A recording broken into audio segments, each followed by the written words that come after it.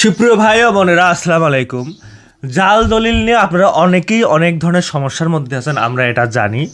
আপনারা একটা জমি বংশ পরম্পরায় 40 বছর 50 বছর ধরে ভোগ দখল করতে আসতেছেন।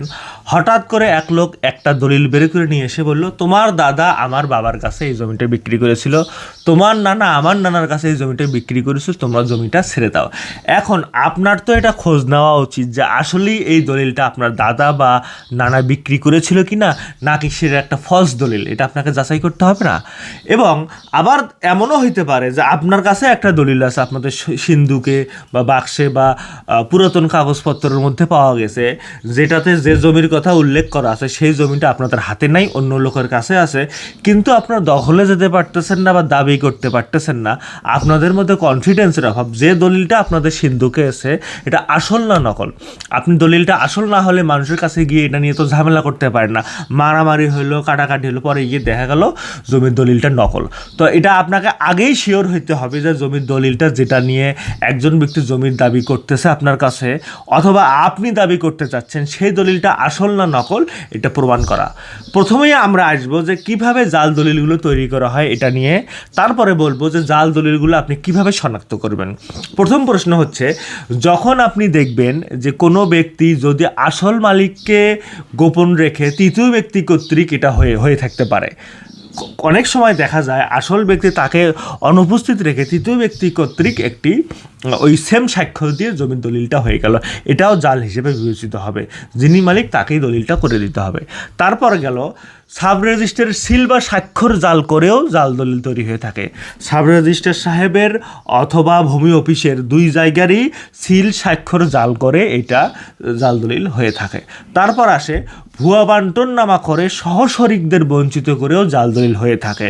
যখন কোনো ওয়ারিশান সম্পত্তি আপনি কিনতে যাবেন তখন দেখা যায় যে কয়েকজনকে বাদ দিয়ে বা ভাইরা বোনকে গোপন রেখে, বা এক ভাই 3 ভাইয়ের মধ্যে এক ভাই বিদেশে, তাদের একজনকে গোপন রেখেও তারা এই ধরনের দলিল করে ফেলতে পারে। তারপর দেখা যায় মালিক যদি প্রবাসী হয় এক্ষেত্রে বেশি পরিমাণের ক্ষতি হয়ে থাকে।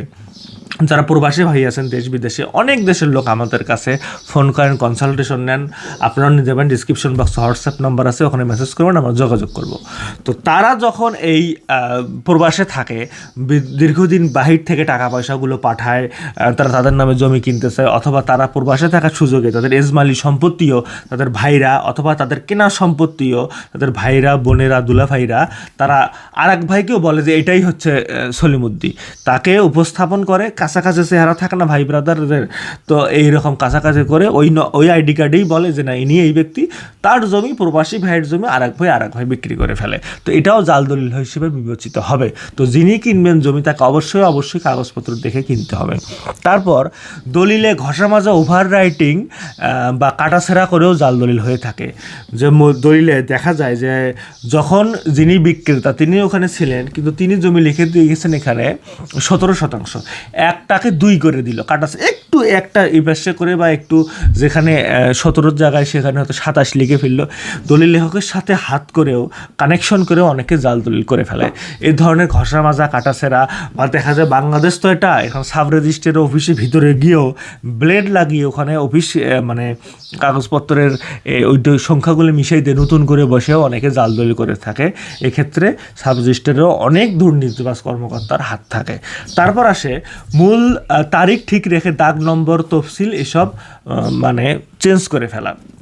দেখা যায় মূল দলিল ঠিক আছে, তারিখও ঠিক আছে, সব কিছু ঠিক আছে, কিন্তু দাগ নাম্বার মানে আপনি বিক্রি করছেন পিছনের অংশ বা পুকুরের অংশ, আপনার কাছ থেকে দেখা যায় উনি আপনার কাগজপত্রগুলো দেখেছে, উনি আপনার অন্য দলিলগুলো দেখে তিনি কী করলো, অন্য যেসব যে তার আপনার যে ভালো জায়গাগুলো আছে, দলিলগুলো আছে, সেই জায়গাটা উনি উঠায় নিল। এই ধরনেরও জাল দলিল হয়ে থাকে।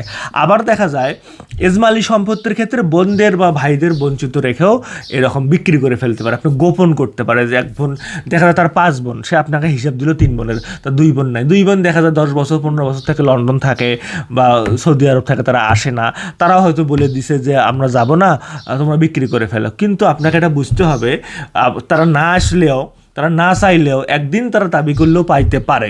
তো আপনি আপনার 2 বোন গোপন করে আপনার কাছে বিক্রি করলো, এটা আপনাকে খোঁজ নিতে হবে যে তার আসলে কয় ভাই বোন, তার এই বন্টন নামায় যাদের নাম আছে তারাই কিনা বা এর বাইরেও আছে কিনা। কারণ একজনকে বাদ দিয়েও কোনো ভাই বা বোন যদি মারা যায়, তারও যদি কোনো ওয়ারিস থেকে থাকে, তারাও যদি মিসিং থাকে, সেটাও কিন্তু জাল দলিল হিসেবে বিবেচিত হবে। সবারই সিগনেচার লাগবে বন্টন নামা দলিলে। তারপর আসে এই ভেস্টেড প্রপার্টি বা খাস জমি মৃত কে জীবিত রেখেও বিক্রি করে ফেলতে পারে। এই যে খাস জমি আছে, এর কোনো ফলস কাগজপত্র করে আপনার কাছে বিক্রি করে ফেলতে পারে।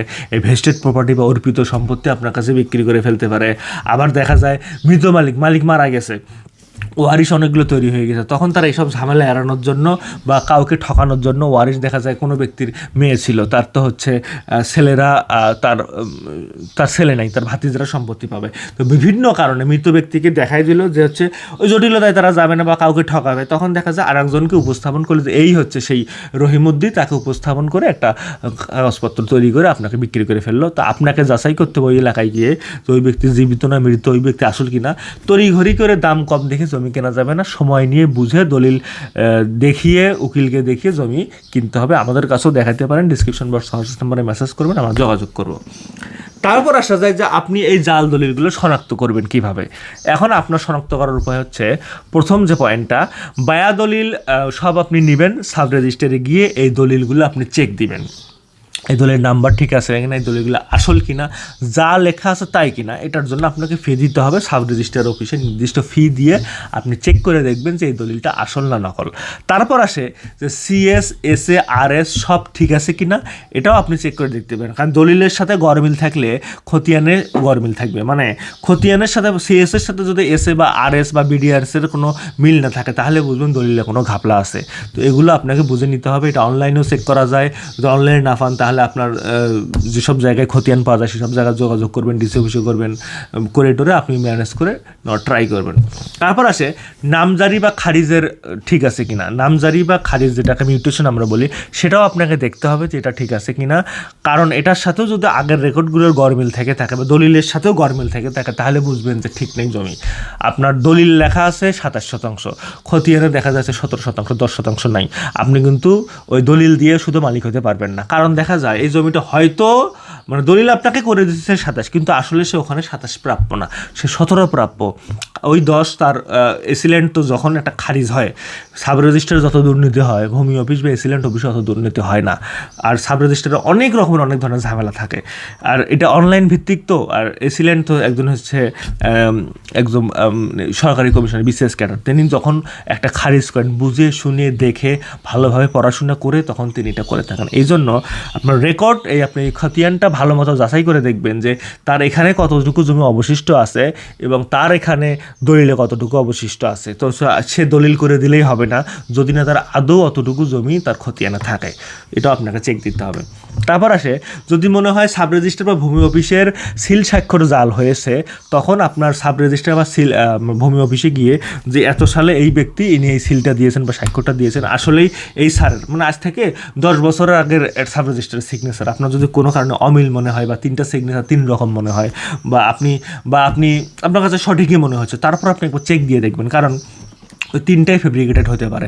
তখন আপনি সাব রেজিস্ট্রারে যাবেন, গিয়ে বলবেন যে হচ্ছে এই ভদ্রলোক যিনি সাব রেজিস্ট্রার ছিলেন আজ থেকে 10 বছর আগে, তার অন্যান্য শিলগুলো দেখিয়ে আপনি স্বাক্ষরগুলো দেখে আপনি একটু মিল করে দেখেন, আমাকে একটু যাচাই করে দেন যে ইনি আসলেই সঠিক কিনা। অথবা একজন যিনি এই স্বাক্ষর স্পেশালিস্ট, তাকে সাথে নিয়ে যেতে পারেন। অথবা আপনি এসিল্যান্ড অফিসে যাবেন, এসিল্যান্ড অফিসেও ওই যে খতিয়ান আপনাকে দিচ্ছে, আগে তো অনেক হাতে লেখা খতিয়ান ছিল, সেগুলোরও সিল স্বাক্ষর এগুলোও সঠিক কিনা, সেগুলো আপনি সেম উপায়ে চেক করে দেখবেন যে এটা ফেব্রিকেটেড কিনা, এটাও আপনাকে দেখতে হবে।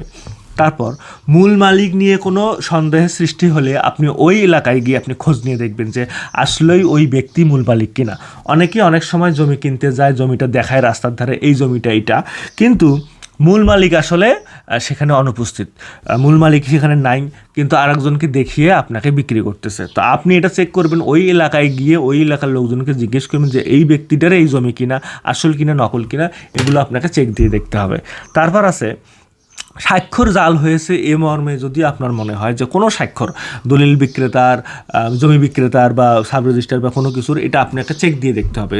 যে ব্যক্তিটা আপনাকে বলতেছে যে এই ব্যক্তির জমি বা এই স্বাক্ষরটা এইটা, তখন আপনার যদি সন্দেহ হয় বা সন্দেহ না হলেও আপনার চেক দেওয়া উচিত।